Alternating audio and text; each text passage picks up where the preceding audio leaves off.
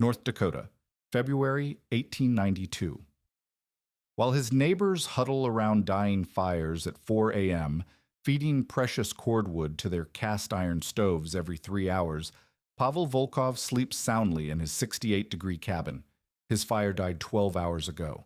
The 4,000-pound brick structure his American neighbors mocked all summer is still radiating steady heat through its thermal mass, proving that sometimes the old country knew better than the new one. Spring, 1891. When Pavel arrived from Siberia and began collecting field stone, ordering 2,000 fire bricks from Minneapolis at $40 freight cost alone, his neighbors shook their heads. The German-American Johanssons next door built their entire cabin for less than Pavel was spending on bricks. Frank Anderson pointed out his Sears Roebuck stove cost $15 and heated just fine.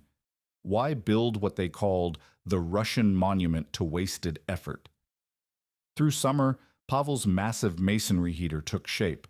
8 feet by 6 feet foundation, 7 feet high, consuming 3 tons of fieldstone and 30 feet of serpentine flue passages designed to capture every BTU. Neighbors openly ridiculed Volkov's folly. They trusted their efficient American stoves that provided immediate heat. Pavel was building what looked like expensive foreign foolishness. Then the killing cold arrived. January brought brutal Arctic air, temperatures plunging to 35 below and staying there for 2 weeks. Iron stoves worked overtime, burning 90 pounds of wood daily, while families woke every 2 hours for night stoking. Pavel burned 25 pounds per day, lighting one hot morning fire, then sleeping through the night as thermal mass radiated steady heat. The Anderson family developed persistent coughs from temperature swings. Mrs. Henderson got pneumonia from the dry, superheated air. Meanwhile, Pavel's Wasteful heater maintained steady 65 degrees with no midnight stoking required. What did this Russian immigrant understand about thermal mass and heat storage that American frontier efficiency completely missed? If you value stories of practical wisdom that stood the test of time, make sure to subscribe. We've got more documented accounts worth remembering. Comment your city and time. We love reading where these documentaries reach. The train whistle echoed across the Dakota prairie on May 15, 1891, as Pavel Volkov stepped onto the platform at Bismarck carrying 2 leather satchels and a canvas bag heavy with masonry tools his grandfather had used in Tomsk province. The Northern Pacific conductor helped unload Pavel's most valuable possession, a wooden crate containing 40 pounds of carefully wrapped fire bricks, samples of the Siberian clay mixture his family had perfected over 3 generations of brutal continental winters. While other immigrants clutched farming implements and household goods, Pavel protected the knowledge that would soon make his American neighbors question everything they thought they understood about frontier heating. Within a week, Pavel had filed his homestead claim on 160 acres in Burleigh County, selected not for its farming potential, but for its proximity to a limestone outcropping and a creek bed rich with rounded fieldstone. His first priority wasn't breaking sod or building a barn like neighboring homesteaders. It was gathering the raw materials for a heating system that would dwarf anything the Dakota Territory had seen. While Frank Anderson and the Johansson family rushed to complete basic shelter before autumn, Pavel spent his days selecting stones, testing their thermal properties by holding them near his campfire and measuring how long they retained heat. The mockery began before construction even started. When Pavel rode into town ordering 2,000 fire bricks from a Minneapolis supplier, Jake Morrison couldn't hide his amusement at the general store counter. The freight cost alone, $40, exceeded what most families spent on their entire heating setup. Morrison had sold dozens of Sears Roebuck Acme Oak cast iron stoves for $15 each, installed in a single afternoon with a simple chimney pipe. Here was this Russian immigrant preparing to spend more on bricks than the Andersons had invested in their complete cabin, foundation to roof peak. Frank Anderson made his opinion clear to anyone within earshot at Morrison's store. His own stove, purchased from the spring catalog, heated his 4-room cabin efficiently from October through April. The cast iron transferred heat immediately. Strike a match, add kindling, and within minutes the metal surface radiated warmth throughout the interior. Anderson calculated heating costs precisely.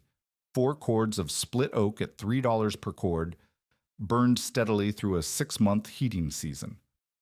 $12 for reliable warmth versus Pavel's extravagant investment in foreign construction methods that no American settler had ever needed. The German-American Johanssons, who understood old-world building techniques from their Prussian heritage, still sided with American practicality. Heinrich Johansson had built masonry stoves in the old country, but he recognized that Dakota Territory demanded different solutions. Speed mattered more than perfection when racing against autumn frost. Their own cabin cost $67 in materials, complete with a reliable iron heating stove that neighboring families trusted. Pavel's brick order alone cost more than their entire heating budget. Construction began in earnest during the first week of June.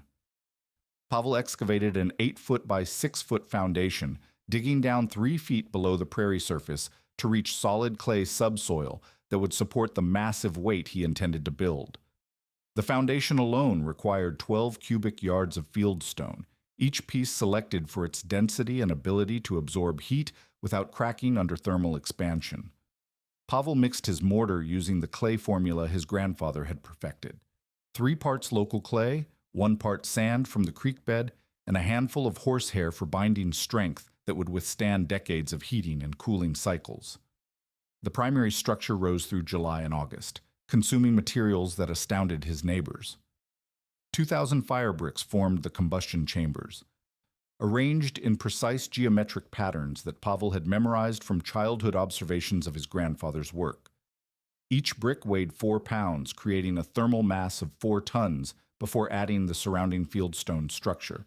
The firebox measured 18 inches wide, 12 inches deep, and 16 inches high, proportions Pavel's grandfather had calculated for complete combustion of seasoned hardwood without smoke or creosote buildup. Inside the growing masonry structure, Pavel created a complex system that defied frontier building logic. The primary combustion chamber connected to a secondary burn chamber, where remaining gases would ignite at temperatures exceeding 1,800 degrees Fahrenheit. From there, Pavel constructed serpentine flue passages totaling 30 feet of travel path before combustion gases reached the chimney. Every inch of that pathway transferred heat energy to the surrounding thermal mass instead of allowing it to escape uselessly into the atmosphere. Mrs. Elizabeth Henderson, walking past Pavel's construction site with her weekly laundry, openly questioned his sanity within earshot of the entire project. The massive structure consumed space that could house furniture, storage, or additional sleeping areas. Henderson's own cabin used every square foot efficiently, with their iron stove positioned against one wall to maximize interior space. Pavel's monument, as she called it, dominated his cabin's center like some primitive altar to immigrant stubbornness. The thermal mass calculations that Pavel performed each evening by lamplight would have impressed engineering students, though his neighbors saw only wasteful excess. 4,000 pounds of masonry could store approximately 50,000 British thermal units during a single hot burn, then release that energy steadily over 18 to 24 hours.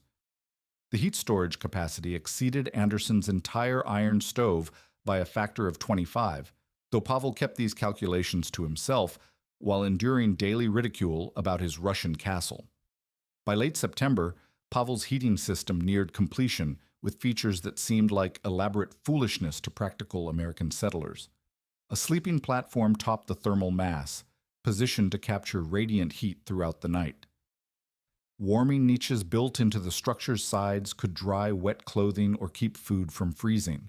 The entire system represented an investment of $83 in materials plus 6 weeks of skilled labor, resources that could have furnished and equipped an entire American homestead according to frontier standards. The first test firing occurred on October 1st as early snow dusted the Dakota prairie. Pavel burned 20 pounds of seasoned oak in a blazing 2-hour fire that brought the masonry surface temperature to 180 degrees Fahrenheit. Then he allowed the fire to die completely while the thermal mass began its slow release of stored heat energy. His cabin maintained 68 degrees through the night without adding a single piece of fuel, a demonstration that impressed no one because neighbors assumed Pavel was too poor to heat properly when they saw no smoke from his chimney after midnight. Frank Anderson, walking past Pavel's dark chimney at dawn, shook his head at what seemed like confirmation of the Russian immigrants' impractical methods. Winter was coming, and Pavel had built a heating system that apparently couldn't even maintain a fire through the night. The American way, reliable cast iron that provided immediate, controllable heat, would soon prove its superiority over old-world thermal mass experiments that looked impressive but failed at the fundamental task of keeping families warm during Dakota's killing cold. The first serious cold arrived November 10th, 1891, with temperatures dropping to 15 degrees below zero and holding steady for 5 days. Frank Anderson's heating routine became a precise clockwork of survival that governed every aspect of his family's daily existence. At 6 a.m., he rebuilt the fire that had died during the night, adding kindling to glowing coals and feeding split oak until the cast iron surface reached scalding temperatures. By 8 a.m., the Anderson cabin registered a comfortable 75 degrees, but Anderson knew this warmth was temporary. Iron gained heat rapidly and lost it just as fast. The Anderson family's fuel consumption followed predictable patterns that Pavel observed from his own warm cabin. Every 3 hours throughout the day, Anderson fed his stove 4 to 5 pounds of split wood, maintaining the constant fire that cast iron heating demanded. At 10 p.m., Anderson loaded the firebox with the largest pieces he could fit, hoping the overnight burn would last until dawn. Most mornings, the Andersons woke to a 45-degree cabin and the urgent need to restart their heating system from scratch. Pavel's routine defied everything his neighbors understood about frontier heating efficiency. Each morning at 7 a.m., he built one blazing fire using 20 pounds of seasoned oak, burning it so hot that flames reached 1,800 degrees Fahrenheit within the primary combustion chamber. The intense heat created complete combustion with minimal smoke, while secondary chambers burned remaining gases that would normally escape as waste. By 9 a.m., Pavel allowed his fire to die completely, a practice that shocked neighbors who assumed continuous heating required continuous burning. The thermal mass principles that Pavel's grandfather had taught him revealed their superiority through measurable results that American frontier logic couldn't explain. While Anderson's 200-pound iron stove stored approximately 2,000 BTUs of heat energy, Pavel's 4,000-pound masonry structure absorbed 50,000 BTUs during each morning burn.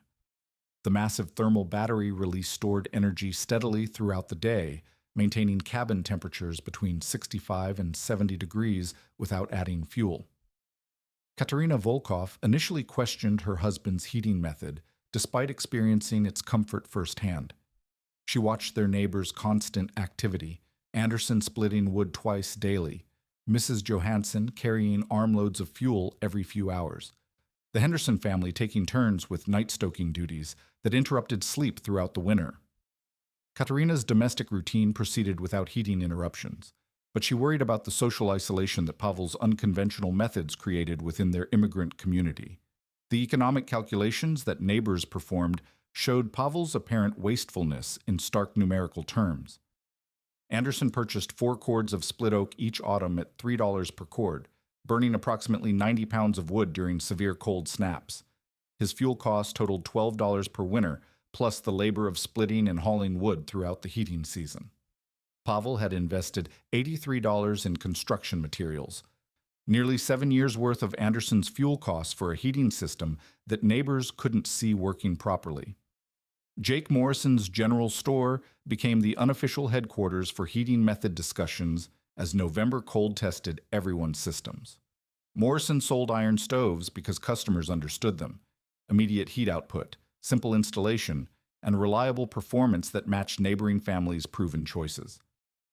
When settlers asked about masonry heating, Morrison pointed out the obvious disadvantages: enormous upfront costs, complex construction requiring specialized skills, and space consumption that reduced living areas by 25%. The Johansson family's experience with German heating methods gave them deeper understanding of thermal mass principles, though they still trusted American frontier efficiency over old-world complexity. Heinrich Johansson had built masonry stoves in Prussia, but Dakota Territory's harsh conditions seemed to demand different solutions. Their cast iron stove provided immediate comfort after long days of outdoor farm work, heating their cabin from freezing temperatures to comfortable warmth within 30 minutes. Pavel's daily heating demonstration continued throughout November, creating curiosity among neighbors who couldn't understand what they observed. Each morning, dense smoke poured from Pavel's chimney for exactly 90 minutes, then disappeared completely for the remainder of the day. Neighbors walking past at noon saw no signs of heating activity, yet Pavel's cabin windows never frosted over like theirs did. The absence of smoke suggested either heating failure or poverty, though Pavel's family appeared comfortable and well-fed. The technical superiority of complete combustion became evident through measurable differences that neighbors noticed without understanding their significance. Pavel's chimney produced no creosote buildup because 1800-degree temperatures burned wood completely, leaving only carbon dioxide and water vapor as exhaust gases. Anderson's chimney required monthly cleaning to remove tar deposits from incomplete combustion, while Pavel's flue system remained clear throughout the heating season. Mrs. Henderson's medical training allowed her to observe health differences between heating methods, though she initially attributed them to coincidence rather than technical causes. Families using cast iron stoves experienced respiratory irritation from temperature swings and dry air caused by superheated metal surfaces. Pavel's family showed no signs of winter coughs or throat irritation because radiant heat from thermal mass maintained steady humidity levels without creating the desiccating effects of scorching iron. December's arrival brought the first test of Pavel's fuel efficiency claims. Anderson calculated his wood consumption at 90 pounds per day during sustained cold weather, requiring constant attention to maintain adequate fuel supplies. Pavel burned 20 to 25 pounds daily, regardless of outside temperatures, lighting one morning fire and allowing thermal mass to carry his family through each 24-hour cycle. The mathematical impossibility of Pavel's heating method bothered Anderson more than its apparent success. The social dynamics of heating methods created unexpected tensions within the immigrant community. American-born families viewed Pavel's traditional approach as stubborn refusal to adopt superior frontier techniques.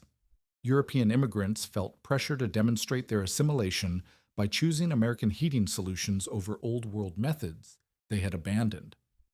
Pavel's success with thermal mass heating challenged assumptions about American technological superiority that many immigrants had accepted as permanent truth. By mid-December, Pavel's heating costs totaled 67 cents, while Anderson had spent $4.30 on the same period. The fuel efficiency difference represented more than economic savings. It meant Pavel spent 2 hours weekly on heating maintenance, while Anderson invested 8 to 10 hours in wood splitting, hauling, and constant fire management. Pavel's time savings allowed him to focus on other homesteading priorities, while neighbors remained tied to heating systems that demanded continuous attention. The approaching winter solstice would bring Dakota Territory's most severe weather, testing every heating method to its absolute limits. Pavel's thermal mass system had proven itself during moderate cold, but the killing temperatures of January and February would reveal whether old-world thermal mass principles could truly outperform American cast iron efficiency when survival itself hung in the balance. January 3, 1892, brought Arctic air that transformed the Dakota prairie into a landscape of survival. The mercury dropped to 32 degrees below zero at dawn and continued falling throughout the day, reaching 37 below by evening. This wasn't ordinary frontier winter. This was the kind of cold that killed livestock in their stalls, froze water pipes solid, and exposed every weakness in heating systems that had seemed adequate during milder weather.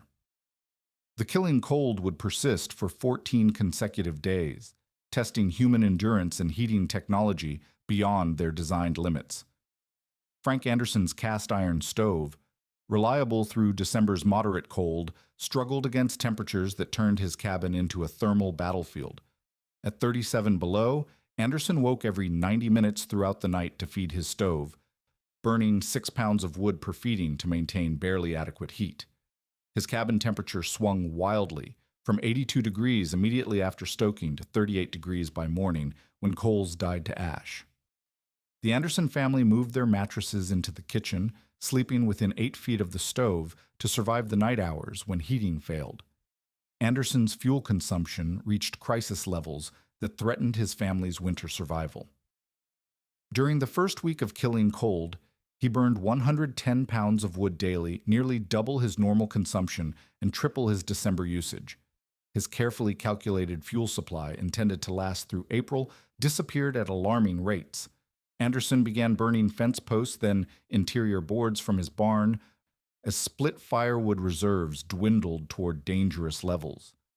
The economic efficiency of his $15 stove vanished under the reality of $2 daily in emergency fuel costs. The Johansson family faced similar heating failures despite Heinrich's European construction experience. Their cast iron stove developed a hairline crack on January 7th, allowing precious heat to escape through the metal while consuming wood at unprecedented rates. Greta Johansson wrapped her youngest child in every available blanket, but the boy showed early signs of frostbite on his fingertips from nighttime temperature drops. Heinrich calculated their remaining fuel supply would last 3 more weeks at current consumption rates, leaving them vulnerable through February and March. Pavel's thermal mass heating system revealed its true superiority during conditions that destroyed conventional frontier heating methods. Each morning at 7 a.m., he built his standard fire, a 90-minute blaze consuming 25 pounds of seasoned oak burned at 1800 degrees for complete combustion. The intense heat brought his masonry surface temperature to 190 degrees, storing enough thermal energy to maintain cabin comfort throughout the most brutal cold. By midnight, when neighboring families struggled with dying fires, Pavel's thermal mass still registered 85 degrees surface temperature. The mathematical precision of thermal mass storage became undeniable through measurable results that neighbors could observe but not replicate. Pavel's 4,000-pound masonry structure absorbed and slowly released 55,000 BTUs during each daily heating cycle, providing steady radiant warmth that maintained 67-degree cabin temperatures regardless of outside conditions. While Anderson's family endured 40-degree temperature swings, Pavel's children slept comfortably under light blankets in stable thermal conditions. Mrs. Henderson's medical training allowed her to document the health consequences of different heating methods during extreme cold. Temperature swings from cast iron heating created respiratory stress that weakened immune systems, while constant exposure to superheated dry air caused persistent coughing and throat irritation. The Henderson family moved between scorching zones near their stove and frigid areas away from direct heat, creating thermal shock that exhausted their body's ability to regulate core temperature. Mrs. Henderson developed bronchitis by January 10th, complicated by sleep deprivation from night stoking duties. The crisis deepened on January 12th, when Morrison's General Store recorded 42 degrees below zero, the coldest temperature in Dakota Territory's recorded history.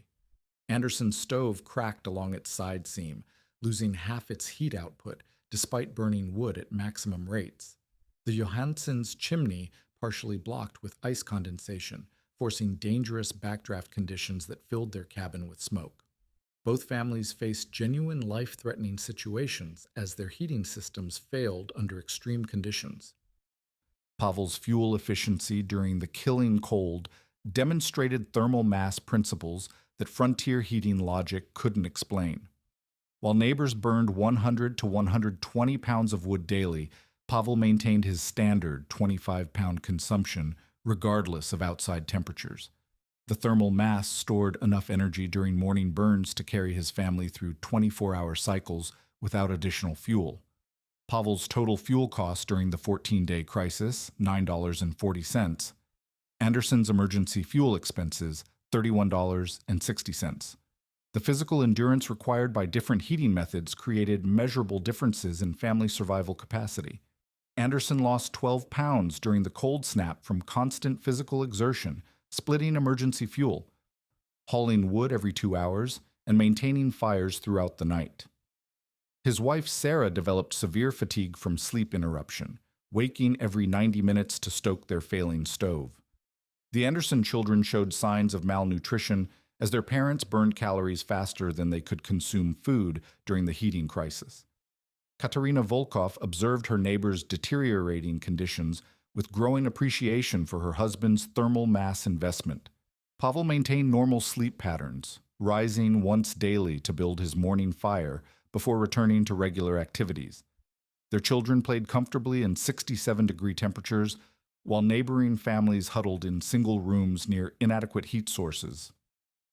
Katerina's initial doubts about Pavel's expensive heating system dissolved as she witnessed American frontier efficiency, failing under conditions that old-world thermal mass handled effortlessly.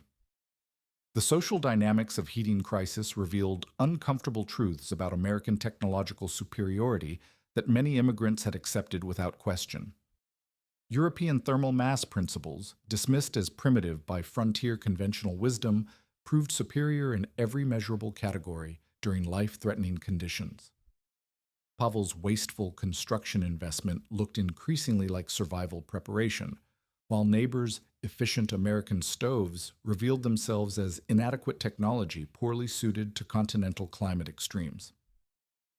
Jake Morrison's general store became a desperate gathering place for families seeking emergency heating solutions. Morrison sold his remaining iron stoves at premium prices to settlers whose primary heating failed, but no amount of cast iron could solve the fundamental problem of thermal storage during extreme cold. Morrison watched Pavel walk past his store each morning, heading calmly home after purchasing his daily newspaper, while other customers pleaded for additional stoves, emergency fuel, and heating supplies that couldn't replicate thermal mass efficiency. The killing cold reached its peak on January 15th, when wind chill factors drove effective temperatures below 50 degrees below zero. Anderson's family abandoned their main cabin entirely, moving into Morrison's store basement, where multiple families shared body heat for survival. The Johanssons relocated to their barn, sleeping with their livestock for warmth. Only Pavel's family remained in their own cabin, maintained at comfortable temperatures by thermal mass, that continued radiating stored heat energy long after neighboring heating systems collapsed under conditions that revealed the difference between adequate technology and survival engineering. The desperate knock came at 2:17 a.m. on January 19, 1892, as Frank Anderson stumbled through knee-deep snow to Pavel's door, his breath forming ice crystals that clung to his frozen beard. Anderson's stove had finally died completely. The cracked firebox could no longer maintain combustion, and his emergency fuel supplies had dwindled to furniture and fence boards that burned too quickly to sustain heat through the night. His family huddled in their kitchen under every blanket they owned, facing hypothermia in a cabin that registered 22 degrees despite Anderson's desperate attempts to restart their heating system. Pavel opened his door to reveal a 67-degree interior that struck Anderson like a physical blow after hours in sub-freezing conditions. No active fire burned in Pavel's fireplace, yet radiant heat emanated from the massive masonry structure that dominated the cabin's center. Anderson stared at the thermal mass surface, still warm to the touch 12 hours after Pavel's morning fire had died to ash. The mathematical impossibility of sustained heat without continuous fuel finally made sense as Anderson felt warmth penetrating his frozen clothing for the first time in days. The technical explanation that Pavel provided challenged everything Anderson thought he understood about heating physics and fuel efficiency. Cast iron, Pavel explained, conducted heat rapidly in both directions, gaining temperature quickly when fired but losing it just as fast when combustion ceased. The 200-pound iron stove that Anderson trusted could store perhaps 2,000 BTUs of thermal energy, releasing that heat within hours as metal surfaces cooled to ambient temperature. Pavel's 4,000-pound masonry structure absorbed 55,000 BTUs during morning combustion, then released stored energy steadily over 24-hour periods. Anderson watched Pavel demonstrate complete combustion techniques that American frontier heating had never mastered.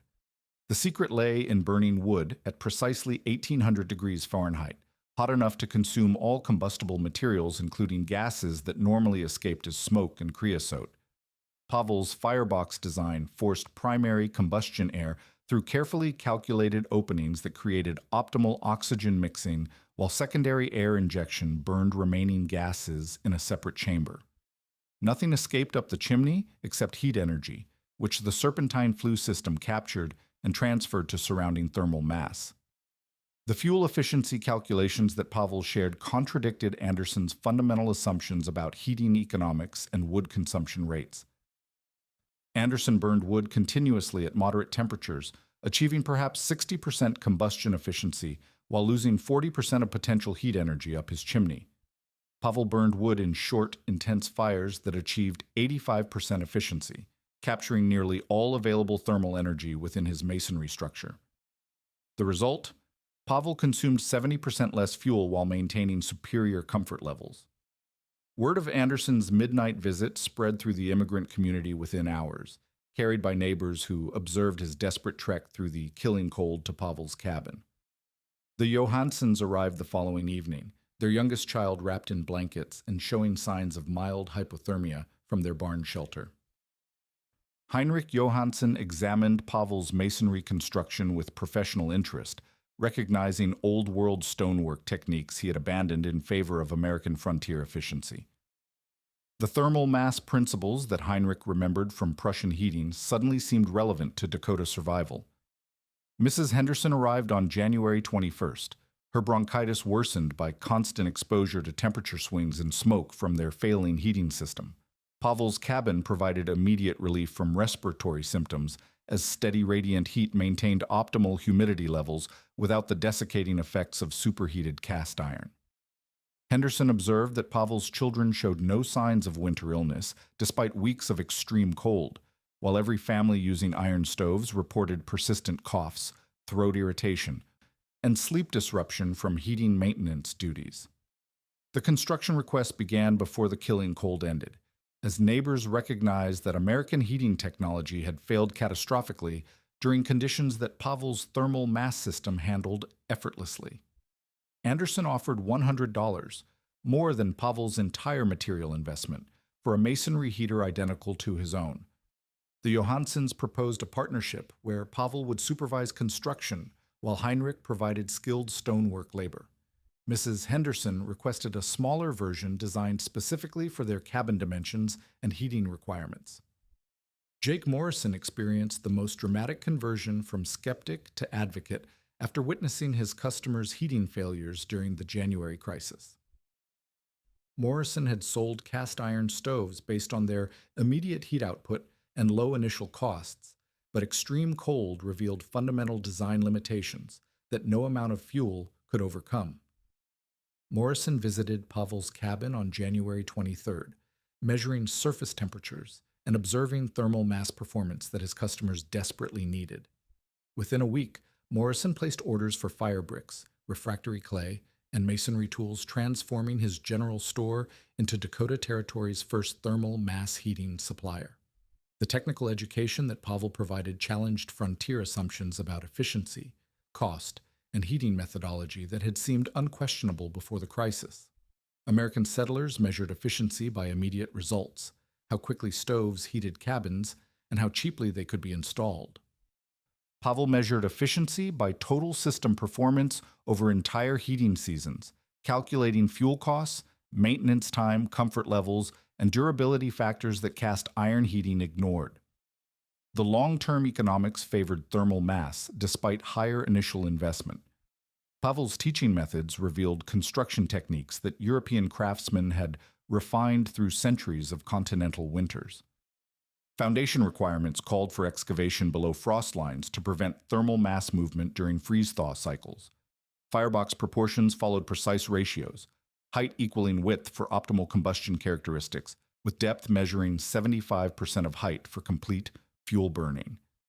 Flue pathway design required 30 to 35 feet of travel distance through thermal mass, transferring maximum heat energy before exhaust gases reached the chimney. The thermal mass calculations that Pavel demonstrated used principles his grandfather had taught him during Siberian winters when heating mistakes meant death. 700 pounds of masonry per 100 square feet of cabin space provided adequate heat storage, while 800 pounds per 100 square feet ensured comfort during extreme conditions. Surface area mattered more than total mass. Thermal energy transferred most efficiently through masonry surfaces exposed to interior air circulation. By February 1st, as the killing cold finally broke, Pavel had committed to building masonry heaters for 5 neighboring families, each customized for specific cabin dimensions and family heating requirements. The Anderson project would incorporate a warming oven for drying wet clothing. The Johanssons requested a baking chamber for bread production. Mrs. Henderson's design included a water heating coil for medical applications. Each installation represented validation of old-world thermal mass technology over American frontier heating methods that had proven inadequate for continental climate survival. The community transformation from mockery to adoption occurred within 3 weeks, driven by measurable performance differences that no amount of skepticism could dismiss. Pavel's Russian monument to wasted effort had become the standard against which all other heating systems were measured.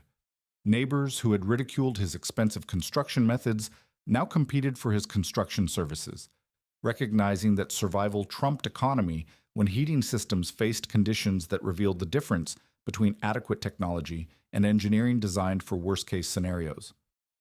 Construction of Frank Anderson's masonry heater began March 15, 1892, as spring thaw revealed the full extent of winter damage to cast iron heating systems throughout Burleigh County. Anderson's cracked stove lay in pieces behind his cabin, testimony to thermal stress that had destroyed dozens of similar units during the killing cold. Pavel surveyed Anderson's cabin dimensions and calculated thermal mass requirements. 600 square feet of interior space demanded 4,800 pounds of masonry, distributed through a structure measuring 7 feet wide, 5 feet deep, and 6.5 feet high to fit Anderson's lower ceiling.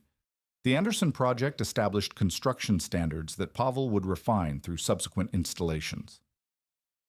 Foundation excavation reached 4 feet below ground level, extending past Dakota's frost line to prevent thermal mass movement during seasonal freeze-thaw cycles. Pavel mixed foundation mortar using local clay, creek sand, and chopped prairie grass for binding strength, creating a base capable of supporting 5 tons of finished masonry without settling. The foundation cured for 2 weeks while Pavel fabricated custom fire bricks using clay deposits he had identified near the limestone outcropping. Anderson's firebox incorporated modifications based on his family's heating patterns and fuel preferences. Pavel designed the primary combustion chamber 18 inches wide, 14 inches deep, and 17 inches high, proportions optimized for burning split oak in pieces up to 16 inches long. The secondary combustion chamber measured 12 inches square, positioned to burn gases that escaped primary combustion at temperatures exceeding 1900 degrees Fahrenheit. Anderson watched Pavel install refractory brick linings that would withstand thermal cycling for decades without cracking. The flue system that Pavel constructed challenged Anderson's assumptions about chimney design and heat transfer efficiency. Instead of routing combustion gases directly up a single chimney, Pavel created serpentine passages that traveled 32 feet through the thermal mass before reaching the exterior stack. The internal flue measured 6 inches in diameter, sized precisely to maintain proper draft while maximizing heat extraction from exhaust gases. Each turn in the serpentine pathway transferred additional thermal energy to surrounding masonry. Jake Morrison documented the economic transformation that thermal mass heating created within the immigrant community. Anderson's fuel costs dropped from $2.60 weekly during severe cold to 75 cents for the same period, freeing capital for farm improvements and livestock purchases. The time savings proved equally valuable. Anderson spent 90 minutes weekly on heating maintenance compared to the 8 to 10 hours required by cast iron systems.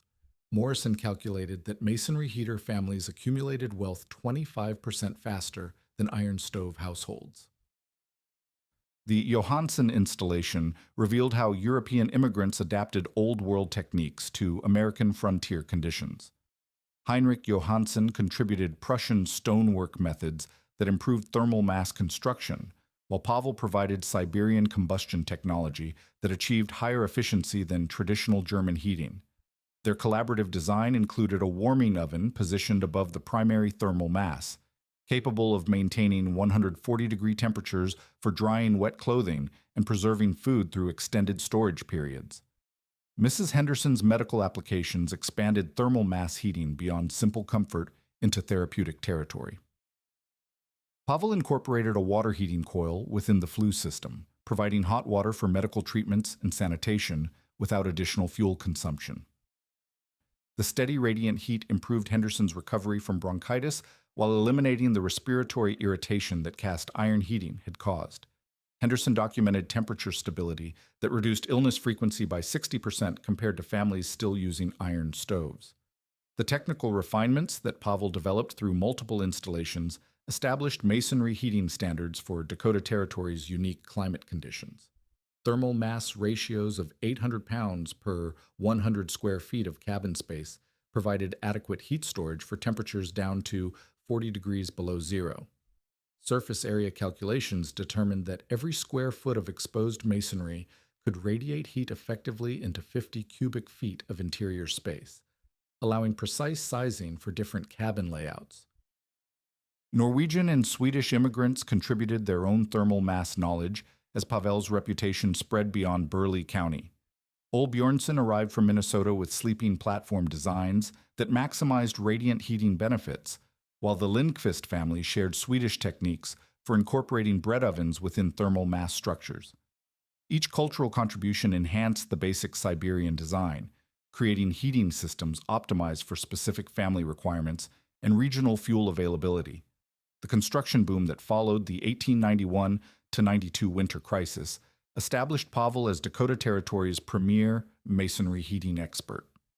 By summer 1893, Pavel had built heating systems for 12 families across 3 counties, each installation generating referrals that expanded his reputation throughout the immigrant community.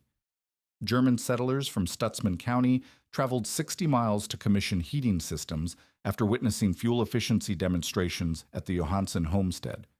Statistical documentation by the Territorial Agricultural Extension Office validated thermal mass superiority through measurable performance data. Masonry-heated families consumed an average of 1.7 cords of wood annually compared to 4.2 cords for cast iron systems, a fuel reduction of 59% that translated to direct economic savings. Medical statistics showed respiratory illness rates 43% lower in masonry-heated homes, with sleep disruption from heating duties eliminated entirely. The knowledge transfer system that Pavel established ensured thermal mass techniques would survive beyond his individual expertise. Pavel trained Henrik Johansson's eldest son in masonry construction, while teaching combustion principles to Morrison's nephew, who demonstrated aptitude for technical work.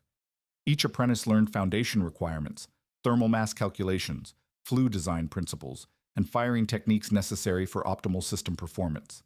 The training program created a cadre of skilled craftsmen capable of building and maintaining masonry heaters throughout the region. Recognition of Pavel's contribution to frontier heating technology came from unexpected sources as thermal mass principles spread beyond immigrant communities. The Dakota Agricultural College sent Professor William Thornton to study Pavel's designs, documenting construction methods and fuel efficiency data for inclusion in the college's mechanical engineering curriculum. Thornton's report recommended masonry heating for new homesteads, validating immigrant knowledge that frontier conventional wisdom had initially dismissed. The long-term vindication of Pavel's thermal mass investment became evident through durability comparisons that spanned decades. Anderson's original cast iron stove had lasted 6 years before cracking, requiring replacement at $15 plus installation labor. Pavel's masonry heater operated continuously from 1891 through 1947, 56 years of reliable service with minimal maintenance beyond annual chimney cleaning. The structure that neighbors had mocked as wasteful excess proved to be the most economical heating investment in Dakota Territory history. Modern validation of Pavel's principles occurred during the energy crises of the 1970s, when Americans rediscovered European thermal mass heating technology. Contemporary masonry heater manufacturers achieved 85% combustion efficiency using designs nearly identical to Pavel's 1891 construction. The immigrant knowledge that frontier wisdom had dismissed as primitive proved superior to modern heating technology by every measurable standard: fuel efficiency, comfort, durability, and total life cycle cost. The final testament to Pavel Volkov's thermal mass mastery stands preserved at the North Dakota Heritage Center, where his original heating system serves as a monument to immigrant wisdom that transformed American frontier heating technology. The placard reads simply, Siberian thermal mass heating, initially dismissed as foreign foolishness, proves superior to American cast iron methods in fuel efficiency, comfort, safety, and durability, validating traditional knowledge over modern convenience.